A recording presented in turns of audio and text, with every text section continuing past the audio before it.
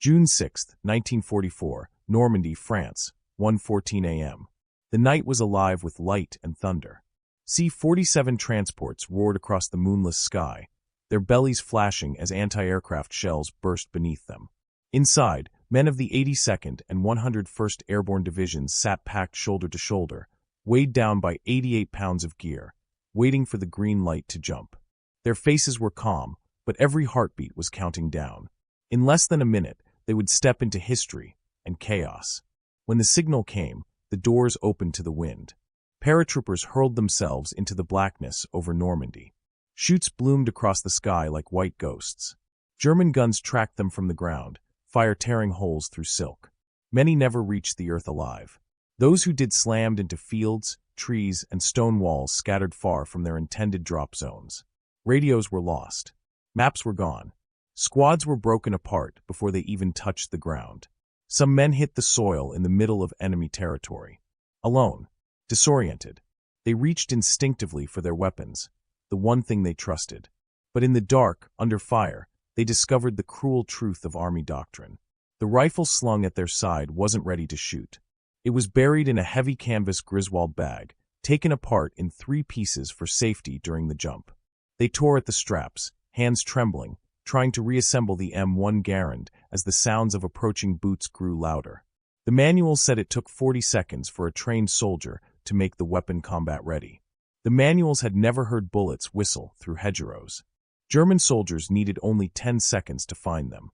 That night, scattered across the French countryside, American paratroopers learned the most brutal lesson of war: that engineering drawings don't bleed. On paper, the system worked. In reality, it was killing them.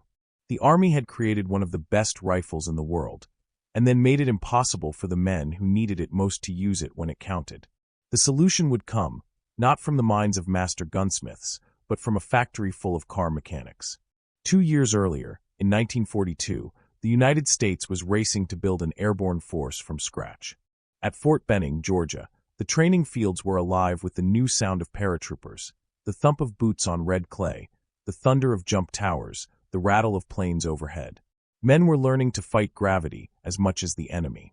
But as they practiced jumps, they faced a problem that training couldn't fix. Every soldier carried more than 30 kilos of gear: rations, grenades, shovels, ammunition, medical supplies, and a reserve chute strapped across his chest. Somewhere in that jumble, a weapon had to fit. The standard-issue M1 Garand, called by General Patton the greatest battle implement ever devised, was magnificent, but it was long, heavy, and unforgiving. A full-length rifle was nearly impossible to carry safely during a parachute jump. The Army's answer was a bag. The Griswold bag. Each Garand was disassembled into 3 parts and packed in thick canvas to survive the shock of a parachute opening at 120 miles per hour. In training, the plan looked perfect. In reality, soldiers spent precious minutes untangling straps, digging through mud, and fumbling with rifle parts while imaginary enemies advanced. By the spring of 1942, instructors at Fort Benning were desperate. They watched young men risk broken bones in practice jumps, only to be killed in mock combat before they could even assemble their rifles. Across the Atlantic, the Germans had already shown what airborne warfare could do. Lightning assaults in the Netherlands, daring glider raids on fortresses like Eben-Emael, and the brutal conquest of Crete. Every one of those victories came from speed and surprise. America's paratroopers had neither. So the Army issued an urgent request. They needed a weapon that was light, fast, and accurate. Something stronger than a pistol, but easier to carry than a Garand. It had to be compact enough to jump with, reliable enough to fire seconds after hitting the ground, and powerful enough to kill a man before he killed you. The answer began with the M1 Carbine, a new lightweight rifle chambered in .30 caliber, firing a smaller round but offering greater range and accuracy than any sidearm. It was short, barely 3 feet long, and half the weight of the Garand. For regular infantry, it was a secondary weapon. For paratroopers, it was hope. But even hope has limits. At 35 inches long, the carbine was still too large for a safe parachute exit. Jumpers needed to strap every ounce of gear tight against their bodies. Anything that swung, snagged, or protruded could break bones or twist harnesses during descent. The carbine had to shrink again, without losing its soul. In February 1942, the the Army Ordnance Department sent out another desperate call. Design a carbine with a folding stock. Something that could be carried safely, unfolded instantly, and fired immediately. A tall order in the middle of a world war. Dozens of companies received the request. Some were gunsmiths. Some were toolmakers. But the design that changed history came from none of them. It came from the Inland Manufacturing Division of General Motors in Dayton, Ohio, a factory better known for steering wheels than gun barrels. Inland had already been producing standard carbines by the thousands. But their engineers approached problems differently. They didn't think like weapons designers. They thought like car builders. They believed in repeatability, ruggedness, and simplicity. A car that fails once might cost a driver his life. A gun that fails once could cost an entire squad theirs. When the order arrived, Inland's engineers didn't chase perfection. They chased reliability. They designed not for the first rifle off the line, but for the 10,000th, the one that would roll out of the factory in a rush of sweat and steel, handled by soldiers who'd never read a manual and might assemble it in the dark. Their solution was almost absurdly simple. A wire stock that folded to the side of the weapon. A wooden pistol grip for control. A spring-loaded hinge that snapped open with a single motion. No locks, no buttons, no latches to jam under mud or stress. The buttstock would stay in place by pressure alone, strong enough to shoulder, light enough to move. Army engineers hesitated. It looked crude. It looked unfinished. Inland insisted it was perfect. The fewer moving parts, the fewer ways to fail. This wasn't a rifle built for laboratories or clean firing ranges. It was built for cold mud, blood, and panic. By March 1942, Inland had submitted its first prototype. The Army sent it back with revisions. Deadlines tightened. Rumors of upcoming airborne operations filled the air. Sicily, North Africa, maybe even France. Inland's team worked day and night in the old Dayton Wright airplane factory, where the scent of oil and iron never left the air. On May 12, 1942, the final design was approved. The weapon was designated the M1A1 Carbine. The Army gave Inland 6 months to make it real. In that time, they turned a drawing into a lifeline. Wood components came from the S.E. Overton Company of Michigan, a furniture maker that traded dining tables for pistol grips. Wire buttstocks came from Royal Typewriter in Connecticut, whose machinists swapped keys for cold steel. Everything about the process was improvised. Car factories making guns, typewriter companies bending metal for soldiers who hadn't yet left home. What made it work was trust and speed. If a contractor failed, another stepped in.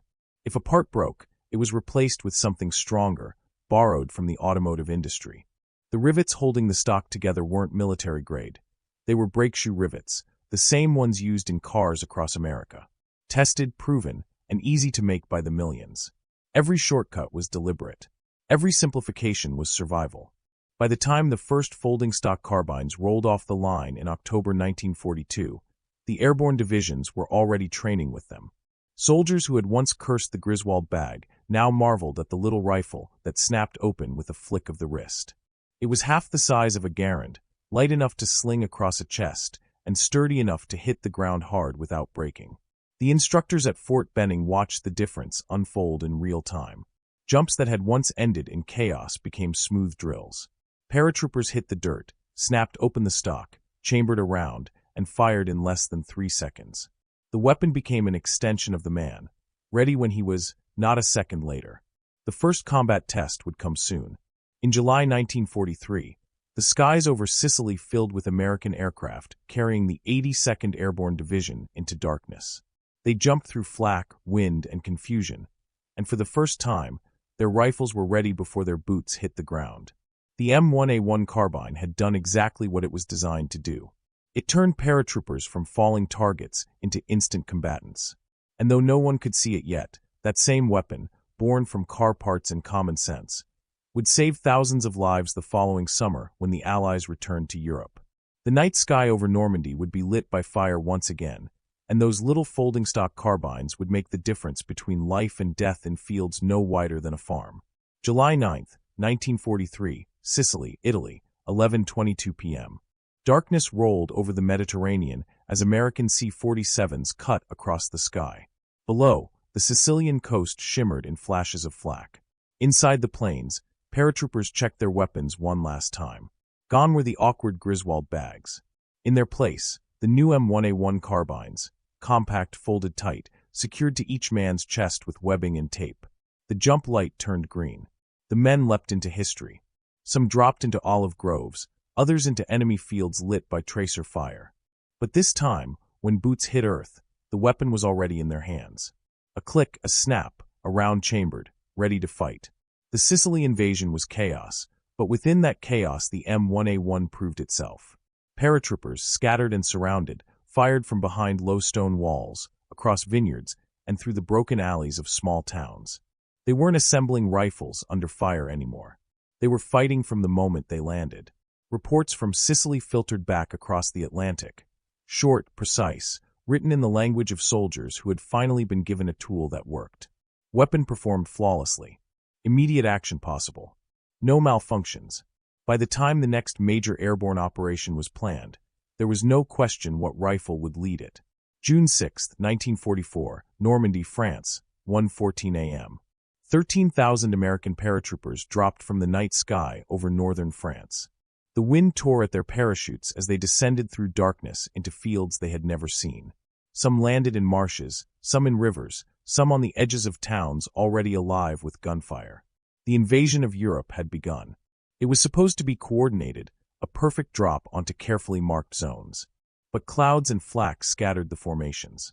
Men found themselves miles apart from their units. Officers vanished into the night. Maps and radios were lost. But one thing was constant. The weapon pressed against their chest, the same M1A1 carbine they'd drilled with for months. The landing fields became the first battlefields. Men cut their chutes, rolled into cover, snapped open the stock, and fired. German patrols moved fast, sweeping hedgerows with flashlights and bursts of machine gun fire.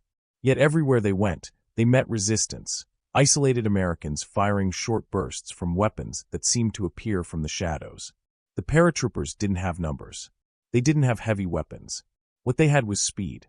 And in war, speed can be everything. At Brecourt Manor, Lieutenant Richard Winters and his men from Easy Company fought their way through the hedgerows to silence German artillery that was pounding Utah Beach. The mission wasn't planned. It wasn't coordinated. It was improvised by soldiers who had been dropped miles from their objective. They used carbines to pick off gunners from behind embankments, covering one another as they flanked the position. When the smoke cleared, the guns were silent, the beach was safer, and the paratroopers had proven something new, that a simple, reliable weapon could turn chaos into victory. Across Normandy that night, the same pattern repeated. Scattered men turned into small fighting groups. Small groups became resistance pockets, and each one had an M1A1 at its center, a weapon light enough to move fast, short enough to fire in a hedgerow, strong enough to keep working through mud, sand, and rain. There were no medals for the engineers who designed it, no headlines for the workers who built it. But in the silence after battle, those who survived knew that this folding stock of wire and wood had saved lives. By dawn, thousands of Americans were still scattered across the countryside, many cut off from command, many fighting alone.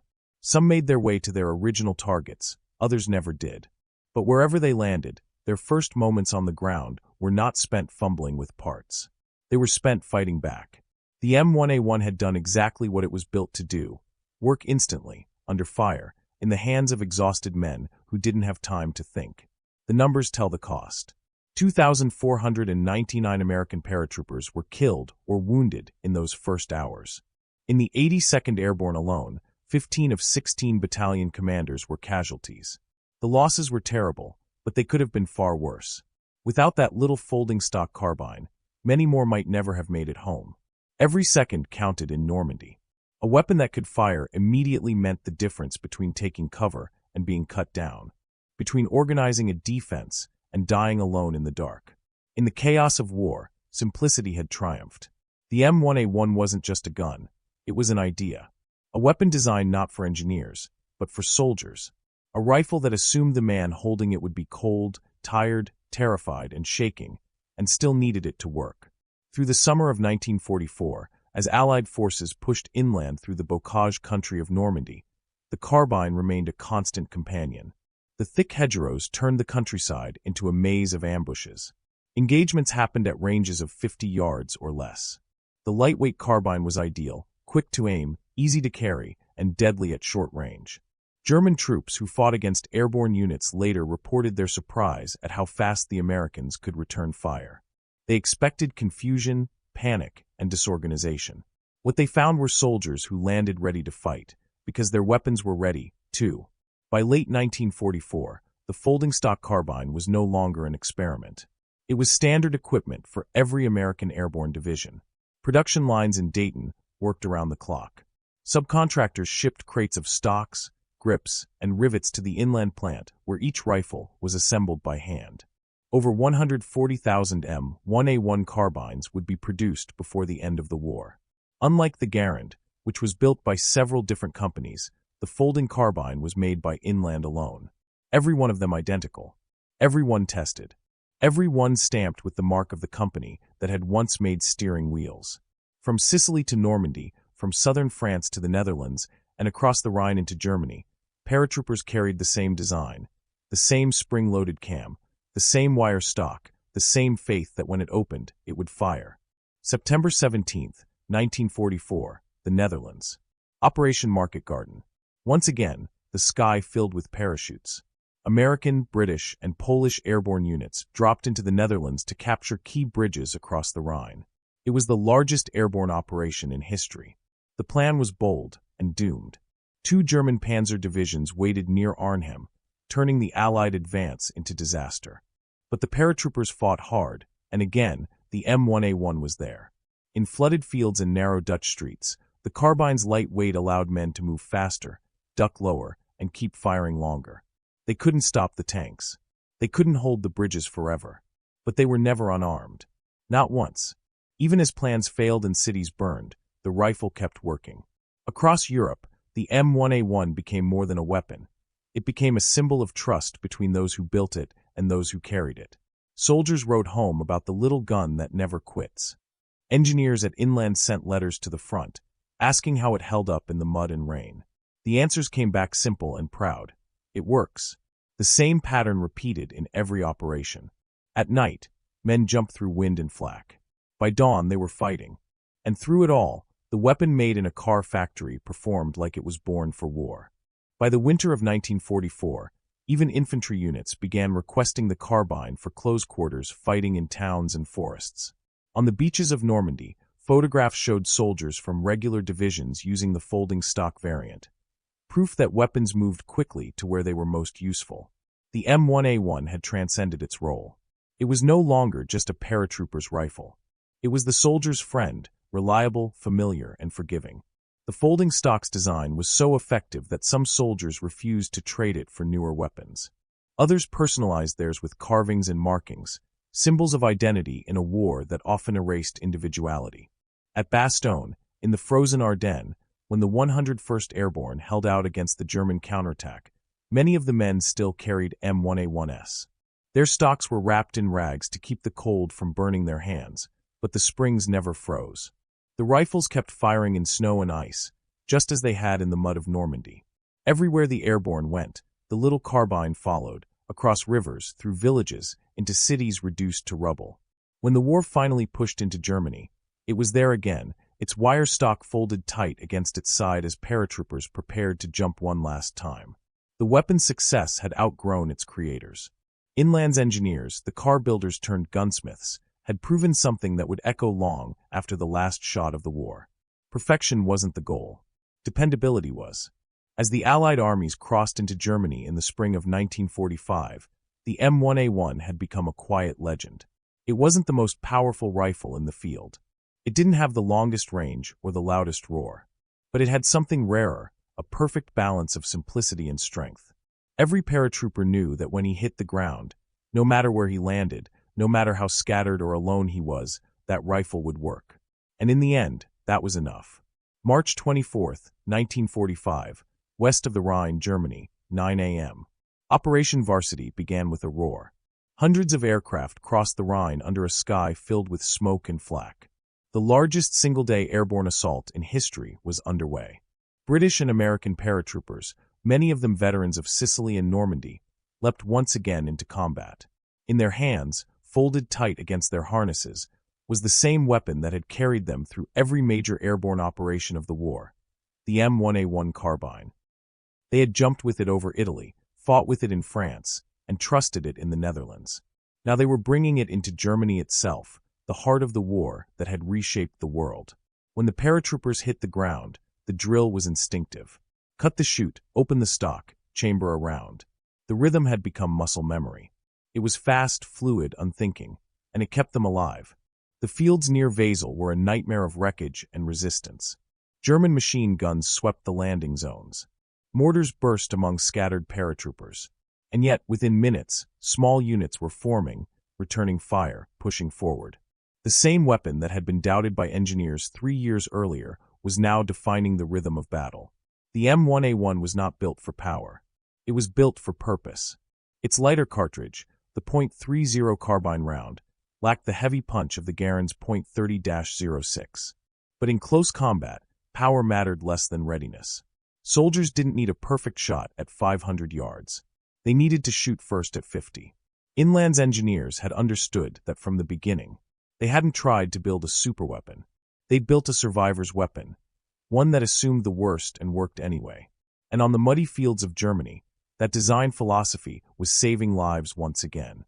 When the fighting along the Rhine ended, the Airborne had done their job. The bridgeheads were secure. The Allied advance rolled eastward toward Berlin. And for the paratroopers, the little folding carbine had earned its place among the great tools of the war. By the time Germany surrendered in May 1945, 140,591 M1A1 carbines had been built. Every one by the Inland Division of General Motors in Dayton, Ohio. Every one identical, tested, and trusted. It was a staggering achievement for a design born out of panic and built by men who had never expected to design a weapon. Yet that was the hidden strength of the M1A1. It had been shaped not by the traditions of gunsmiths, but by the logic of engineers who built machines meant to be used by ordinary people.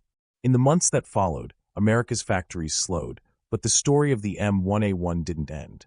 Across Europe and Asia, Allied soldiers, partisans, and newly formed resistance forces carried the same carbines that had fallen from C-47s over Normandy. French paratroopers brought them into Indochina, fighting a different war in a different jungle. South Vietnamese soldiers would later carry them through the sweltering humidity of the Mekong Delta. The rifle that began in a Detroit car factory would circle the globe. Its influence spread beyond its own design. In 1944, Inland engineers created the T4 conversion kit, the basis for the M2 carbine, capable of both semi-automatic and full automatic fire. Later variants combined the folding stock with selective fire, producing the M2A1. The lineage was clear, simple, adaptable, reliable. Even after the war, many paratroopers kept their carbines as mementos. Some smuggled them home, others received them through surplus programs. They became reminders of nights spent alone behind enemy lines, of jumps through darkness, of fights that ended in silence. But more than a weapon, the M1A1 had become a symbol of a principle that every soldier understood. The simplest things, when done right, can mean survival. For all its success, the weapon had limitations, and the Army knew them. The folding wire stock, though light and compact, wasn't suited for launching rifle grenades. The recoil from those heavy projectiles could bend the frame or snap the hinge. Manuals warned soldiers not to use the M1A1 for that purpose unless absolutely necessary. If they did, they were told to fold the stock, brace the pistol grip against the ground, and let the earth absorb the impact. But this wasn't a flaw. It was a choice. Inland's engineers had faced a trade-off, strength or speed. They chose speed. They chose the weapon that would open instantly, that a frightened soldier could deploy without thinking, even in darkness. War doesn't reward complexity. It punishes it. Every latch, every extra spring, every unnecessary mechanism is a chance for failure. Inland had stripped those chances away until only what mattered remained. Simplicity became strength. In that simplicity lay a broader truth about war itself. The weapons that changed history weren't always the ones with the longest range or the greatest power. They were the ones that ordinary men could use under extraordinary pressure. By 1945, America had learned that lesson in every branch of its military. The Jeep, the P-51 Mustang, the Sherman tank, the Higgins boat. Each one was a masterpiece not of innovation, but of practicality. Each was designed to be mass-produced, repaired in the field, and used by men who didn't have time to read instructions. The M1A1 Carbine belonged to that family. It wasn't glamorous, but it worked, and it worked every time. Inland's workers never saw the fields of Normandy or the forests of Belgium, but their fingerprints were on every rifle that crossed the Atlantic. They were machinists, welders, upholsterers, ordinary Americans whose craftsmanship had armed extraordinary men. In the old factory buildings of Dayton, the machines that had once made car parts now produced the folding stocks that became lifelines for soldiers half a world away. Every rivet they drove, every spring they fitted, carried the same quiet promise. This will work when you need it most. When the war ended, the Inland Division returned to making car components. The rifles stopped coming down the assembly lines. But the lessons remained, lessons written in steel, sweat, and memory. The M1A1 Carbine had shown that genius doesn't always look like invention. Sometimes it looks like restraint. It looks like choosing not to over-engineer a mechanism that already works. It looks like trusting simplicity when everything around you demands complexity. Inland's folding stock carbine had never been meant to replace the M1 Garand. It had never tried to outshoot or outpower it. It had simply filled a gap, and filled it perfectly. From its approval in May 1942 to its combat debut in Sicily barely 14 months later, the M1A1 had gone from blueprint to battlefield in record time. Less than 2 years later, it was storming Normandy. In less than 3, it had crossed into Germany. That speed was not luck. It was clarity. Every person involved, from the ordnance officers in Washington to the factory workers in Ohio, knew exactly what problem they were solving. No more. No less. In that focus lay victory. History often remembers the names of generals, not the men who built their tools. But in every airborne museum, in every photograph of paratroopers preparing to jump, the outline of the M1A1 still speaks. The wire stock folded against the receiver. The wooden grip worn smooth by countless hands. The spring-loaded hinge that clicked open with the confidence of 1,000 jumps. It was more than metal. It was trust made tangible. When the patent for the folding stock was finally granted in 1946, the war was already over. The paperwork mattered little by then. The design had already proven itself in the only court that mattered, the battlefield. For the men who carried it, the M1A1 was a friend. For the men who built it, it was a quiet victory. And for the generations who followed, it became a reminder that progress doesn't always mean adding more. Sometimes it means stripping everything away until only the essential remains. In the end, that was the true genius of Inland's engineers, understanding that the best design is not the one that tries to do everything, but the one that never fails to do the one thing it was made for. It was never meant to win glory. It was meant to give one more soldier, one more chance, in the chaos of war. The folding carbine did that. It did it for thousands. And when the last paratrooper jumped, when the last rifle was fired, and when the last light faded from the sky, its legacy remained a small, spring-loaded miracle born not in a laboratory, but in the hands of men who believed that simple things, when done right, could save the world. If you love true stories of forgotten heroes, groundbreaking innovations, and moments that changed history, this video is for you. Anchor subscribe now for more powerful hidden stories from World War II and Cold War aviation. Speech balloon comment below and tell me where you're watching from. I read every single one. Thumbs up like this video to help more history lovers discover it. Military Metal joined the mission to keep these stories alive, because history's greatest revolutions often start with one person who refused to say, "That's just how it's d." 1.